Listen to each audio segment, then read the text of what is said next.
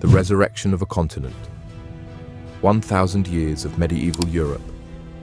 Part 1. Rome is dead. In 476 AD, the unthinkable happened. The Western Roman Empire, the greatest superpower the world had ever seen, collapsed. The roads were reclaimed by forests. The cities turned to ruins, and the light of classical learning went out. But from the ashes of this ancient world, a new, more turbulent civilization was waiting to be born. A world of iron-willed kings, radical faith, and relentless warfare. This is the story of how Europe crawled out of the dark to build the foundations of the modern world. Part 2. The Dark Ages, fragmentation. With the emperor gone, the frontier was wide open. Tribal groups, whom the Romans dismissed as barbarians, poured across the Rhine and Danube. The Ostrogoths, the Visigoths, and the Franks didn't just invade, they inherited the wreckage. By 500 CE, Europe was a patchwork of warring kingdoms. Literacy plummeted, trade vanished. The Mediterranean, once a Roman lake, was now divided between three massive powers: the wealthy Byzantines in the east, the surging Islamic Empire in the south, and the fractured, impoverished west. But in 732, the tide turned. At the Battle of Tours, a Frankish leader named Charles the Hammer Martel halted the Islamic expansion. The Frankish line held, paving the way for the first true superstar of the Middle Ages, Charlemagne. Part 3. The Carolingian moment and the Viking storm. On Christmas Day, 800 CE, Charlemagne was crowned Emperor of the Romans. For a brief moment, it looked like the West was back. He sparked a renaissance of learning and law, but empires built on a single man rarely last. After his death, Europe was torn apart, not just by civil war, but by new terrors from every direction. From the north, Viking longships appeared in every river, raiding without mercy. From the east, the Magyars, skilled horsemen, launched devastating lightning strikes. From the south, Muslim raiders struck the Mediterranean coasts.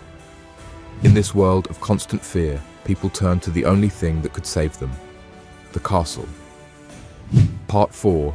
The rise of the knight and feudalism. Central power was dead. If you wanted protection, you didn't call a king, you called the local lord. This was the birth of feudalism. It was a cold-blooded social contract. Peasants worked the land in exchange for safety. In return, the lord maintained a professional warrior elite, the knight. These heavily armored tanks of the medieval world redefined warfare. By the year 1000, Europe began to stabilize. The forests were cleared, towns grew, and a new demographic boom pushed the population to its limit. Part 5. Faith, swords, and universities. As kingdoms grew, so did the power of the church. It wasn't just about religion. The church was the legal and intellectual glue of the continent. In 1095, Pope Urban II unleashed a movement that would define the era, the Crusades. Thousands marched to the Holy Land. While the military results were temporary, the cultural impact was permanent.